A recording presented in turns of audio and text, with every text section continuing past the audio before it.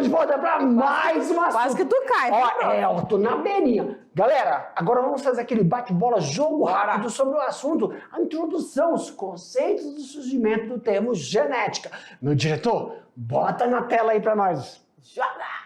Olha só, galera, aula 1.2, hereditariedade. E aí... Perfeito. Vamos lá, a gente falou aí sobre teorias importantíssimas. A teoria do pré-formismo, onde a gente tem os ovistas e os espermistas. Galera, nesse momento, ovistas e espermistas, temos que lembrar aí, ó. Como é que era isso, professor? Dentro dos ovistas e espermistas, tinha a teoria que a mulher nutria. Ela só nutre. Mas quem tem a entidade é o homem. A alma. A alma dava vida. Tudo bem? E depois... Pangênese, que tinha como origem gêmulas que eram detentoras de estruturas que iriam formar cada órgão do ser vivo. E aí nós temos a teoria da epigênese, onde a gente tem o zigoto. A gente sabe que o zigoto é o quê? Após a fecundação do espermatozoide com o óvulo, se forma essa estrutura chamada de zigoto amorfo, que é sem forma mesmo, ele vai se dividindo e multiplicando, a gente vai ver isso nas divisões. E a gente também tem a descoberta, né? Isso. Onde zoólogos, botânicos começaram, então, a trabalhar conceitos e tentando compreender como é que se dava essa transmissão dessas características. Como é que era a influência do vegetal, isso. do Então, animal. galera, na época, né, se tinha muitos trabalhos, porque ao mesmo tempo, né, que pessoas faziam experimentos com animais, tentavam explicar por que determinadas coisas que a gente observa na família, que hoje nós sabemos que são os fenótipos transmitidos de geração em geração, se expressavam. Então, muitas pessoas, na época não existia esse nome botânico, né? Mas tinha as pessoas... Era mais assim, paisagista. Né? Naturalista. Depois que veio na linha do tempo, né? Os zoólogos, os botânicos.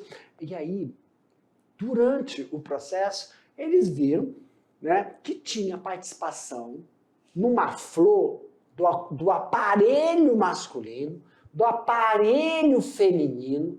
E aí, como controlava essas proporções? A participação tanto do homem quanto da mulher. Então, vamos fazer um link. O tanto do que representa ser macho e fêmea nos vegetais, que a gente conhece como gineceu e androceu.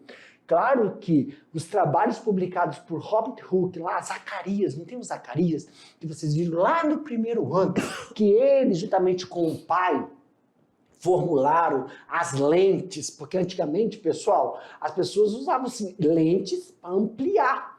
E aí, Robert Hooke, juntamente com os tratados aos termos das pesquisas de Zacarias, formulou um microscópio monocular. O Leuwenhoek que teve uma contribuição nisso, que não tinha aquele microscópio, né? Ele era um especialista em lâmina, então ele pegou esse esperma aí de vários animais e começou a olhar e falou, gente, tem vida aqui, ó, tem um negócio mexendo. Então, por exemplo, na época, no sêmen, quando observaram que tinham vários bichinhos, cobrinhas andando, chamavam isso de fatores. Então, o pólen é um fator, não é isso? Os espermatozoides que estão dentro do sêmen, fator. E aí vem os trabalhos elaborados por Mendel, que falou que dentro desses fatores tem entidades. E aí essa descoberta, essas descobertas que proporcionaram os trabalhos realizados por Mendel, aonde nós sabemos que hoje, no sêmen, esses fatores são os espermatozoides e as entidades são os cromossomos. Eles começaram a dar nome às coisas, né? Foi descoberto as células, então eles ficavam que o espermatozoide, o óvulo, são estruturas que vão participar do processo de reprodução e que ambos vão ser detentores de estruturas como que a gente hoje conhece como o DNA, vão contribuir então para formar esse novo ser. E finalizando, não podemos esquecer, isso tudo controlado, né, o determinismo gênico, mas que sofre alterações ambientais, que é a seleção natural. Tá? Dentro dessa seleção natural, nós temos características que podem ser expressas com maior intensidade ou menor intensidade de acordo com o ambiente. Que aí a gente sempre vai falar aqui para vocês sobre o termo que a gente vai usar agora, que é a penetrância.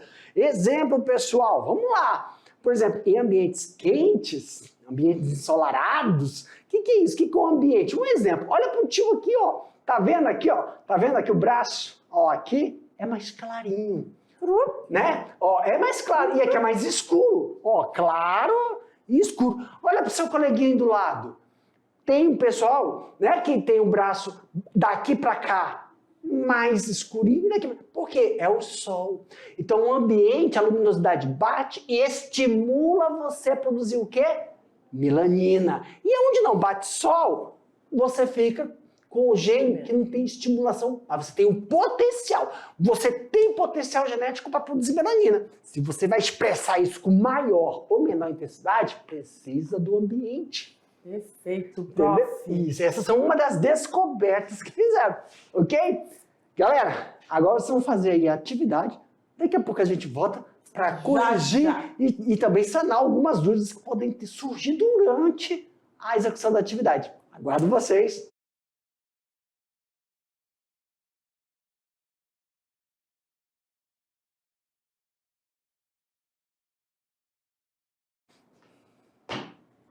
Olha aí, galerinha, atividade, resolução e sanando algumas dúvidas. Vambora! Clica aí, Tatá. Gente, olha, a gente vai para nossa primeira questão, nosso Mas como é que nós vamos tá fazer? A gente vai fazer assim, ó.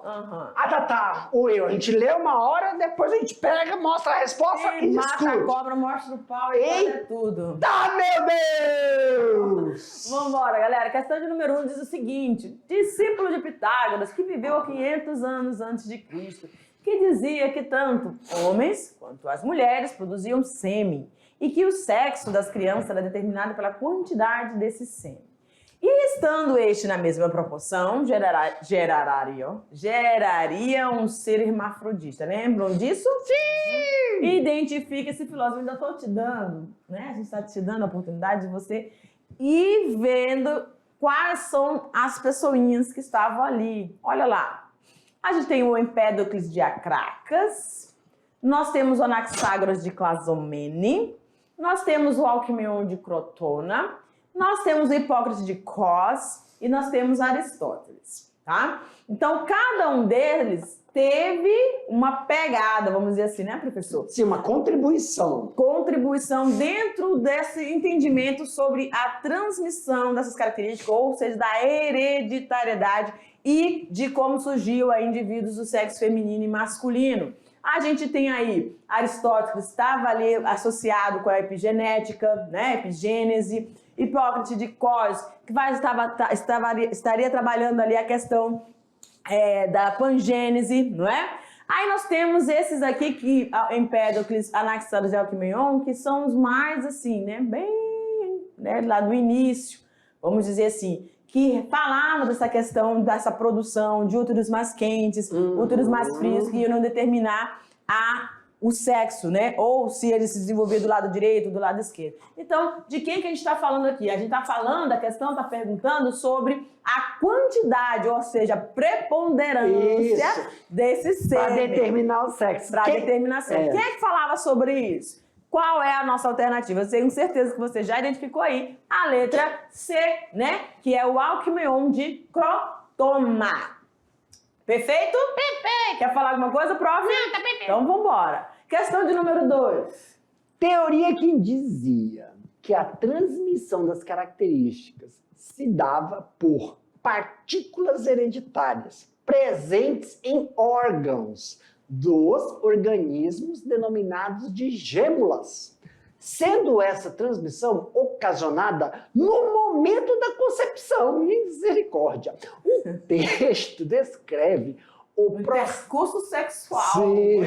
O texto descreve um processo de hereditariedade que perdurou até o século XIX. Como que era denominada essa teoria, gente? Você sabe? A gente falou sobre a questão da hereditariedade relacionada à produção de sêmen. Isso. Nós falamos da hereditariedade. Metamorfose. Metamorfose das gêmulas. Que né? é essa daí? Nós falamos isso. Nós falamos do zigoto, Sim. né? Amorfo. Amorfo. Então, de que nós estamos falando? Aqui a questão que eu quero saber qual é a teoria. Então, a gente está falando de quem? Da pangênese, tá bom? Essa teoria aí que abordava lá no antes de Cristo, no século, né? Antes do século 17, 18, por aí, pregando sobre essa questão, tá? Essas gêmulazinhas, onde, engraçado, né? Eles pensavam no indivíduo e essa gêmula, essa célula não, que eles não chamavam de célula. Essa gêmulazinha era detentora para formar toda a estrutura que aquele ser. É porque assim, imagina, né? É como se gêmula, é como se a gêmula fosse o ovócito, o Tatá. A gêmula fosse um ovócito, a gêmula fosse o espermatozoide. Isso hoje, se nós, poxa, mas tem uma coisa que a gente pode correlacionar com a gêmula? As células totopotentes. São as células que conseguem se desenvolver. Não é isso? Então, hoje, essa teoria, ela estava tão à frente do seu tempo, mas tão à frente, não é que é absurda, é que ainda a ideia estava muito à frente. Eles ainda não... Peças desse quebra-cabeça para eles poderem realmente porque dizer. Hoje, isso não é absurdo se você pensar nas células totopotentes que podem dar origem a qualquer órgão, ou qualquer parte do seu organismo. A biotecnologia é perfeito. Você apropria disso, né? Vamos para a questão 3, prof? Vamos, aqui ó. A natureza celular dos óvulos foi estabelecida em 1829 por um zoólogo alemão. Porém, somente em 1861 que o anatomista alemão Karl Gegenbaur demonstrou definitivamente que o óvulo dos animais vertebrados... Pessoal, aqui eu vou fazer uma ressalva. Ai, meu Deus do céu, mais 30 minutos de falação. Na época, pessoal, se trabalhava muito com invertebrados. Se trabalhava muito com plantas.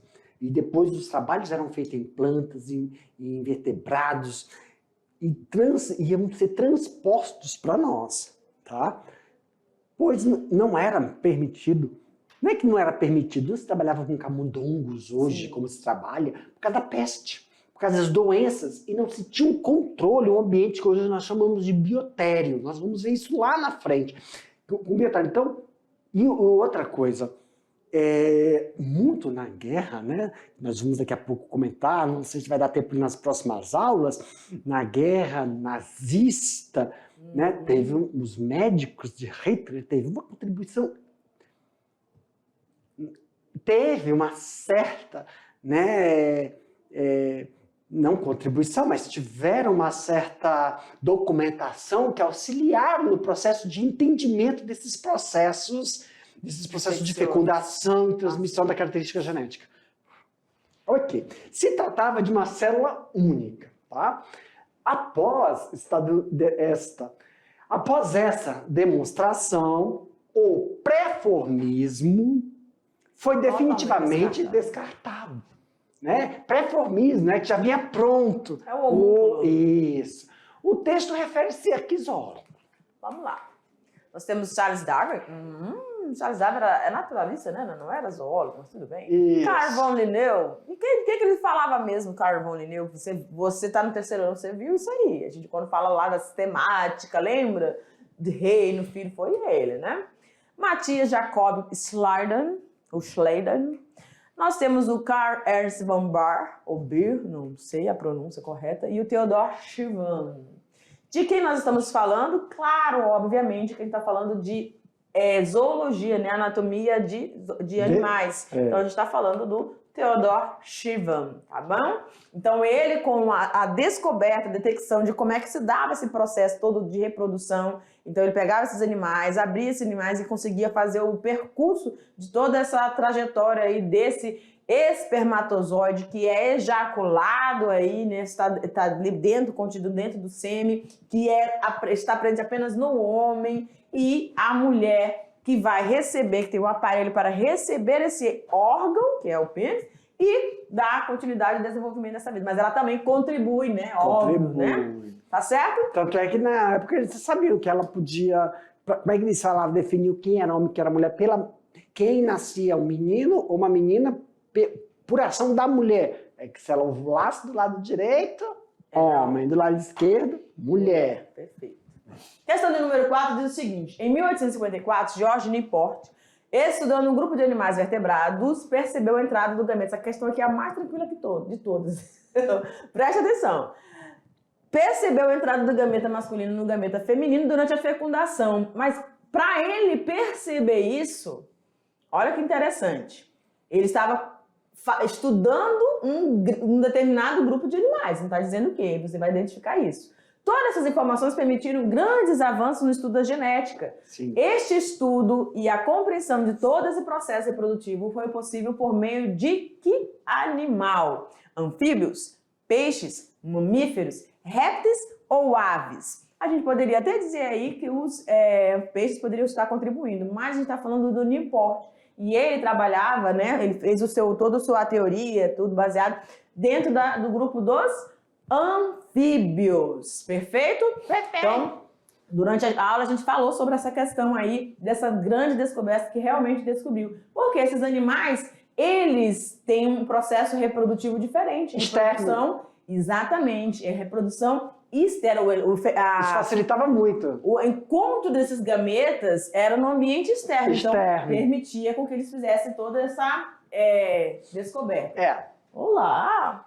E questão número 5. Teoria proposta formalmente por um anatomista alemão, afirmando que o desenvolvimento de um ser não depende apenas do código genético ou de alterações na sequência do DNA, mas que há outros fatores, eu gosto de falar desses fatores influenciadores, que eu só lembro do Jefferson. Identifique o responsável por essa proposta. Presta atenção aqui, nessa questão, são 3 em 1. Eita. Você vai identificar o responsável pela proposta. Tem que colocar o nome, né? Isso. O nome da pessoa. Você vai identificar a teoria e quais são os fatores. Tá certo? Influenciadores do desenvolvimento desta teoria. Perfeito? Perfeito. Vamos lá! The answer. Vai lá, professor. Trata-se do anatomista Caspar Friedrich Wolff. É isso? Wolff. Que propôs em 1759 a teoria da epigenética, ou teoria da regulação gênica. Gente, olha aqui para uma coisa, escuta. Tá. Aqui pro tio. Epigenética, pessoal, isso foi em 1759. Epigenética são os fatores externos que influenciam e contribuem com o processo de expressão do teu potencial gênico. Olha só, uma coisa da epigenética. A epigenética não influencia só na característica, ela influencia também em pessoas. Aí, ó, tô bem, tô na minha. A gente vai falar disso depois. Tô bem, tô na minha. Aí eu tomo... Tô bem. tô na minha. Aí eu tomo um refrigerante. Aí só que eu não sei que eu sou alérgico àquele componente químico. Esse componente químico, quando entra em mim, me deixa um pouco falta de respiração. É porque eu tenho o gene. Tô na minha, tô normal, tô vivendo. Só que se eu entro em contato com alguma coisa, o meu gene se expressa e produz algo que pode me fazer reação. Uma reação. Na grande maioria a gente fala alergia. Você é alérgico a isso. Para a gente poder entender, mas não tem nada a ver com alergia, tá bom? A gente vai ver isso. Então, epigenética não é só o sol batendo na pele do tio, fazendo com que eu expresse essa coloração, um pigmento mais escuro, e aonde não pega sol, eu não expresse. Quer dizer que não é só fator de luminosidade. Tem pessoas que o olho é claro, não é isso? Aí quando o sol está bem forte, o nosso olho fica clarinho, mas Aí depois vai escurecendo, o olho também vai escurecendo. São fatores epigenéticos ondulatórios. Nós vamos ver isso também. Ao longo do dia, né? E ao longo do dia. Olha que interessante. Em 1759. Aumenta aí para nós, meu diretor, só para esclarecer a epigenética. Então, olha aí, ó. Então, Frederick propôs em 1759 a teoria da epigenética. Entendemos o que é isso. Que é o que é a regulação gênica? O que é essa regulação? É assim, você tem a determinada característica, é o determinismo. Você é assim, você tem potencial. Eu posso ficar mais escurinho ou mais claro dependendo de fatores externos. Uhum. Ele afirmava que fatores ambientais e extrínsecos, como alimentação, bebida, também seriam responsáveis por esse desenvolvimento. Professor, só alimentação e bebida? Não, remédio. Algumas pessoas não podem. Buscopan, tem gente que toma Buscopan, se não tomar cuidado com a quantidade, caput! Dipirona. Diclofenaco da vida. Se eu pegar um diclofenaco, então fica parecendo aquele aloprado, não tem? Incha tudo. Tá bom? Galerinha, foi um prazer estar com vocês hoje. Sejam todos muito bem-vindos. Daqui a pouco nós estamos muito felizes, viu? Que a gente tá começando aqui com vocês. Don't forget! Fica com a gente! Manda beijo! fotos. Tchau!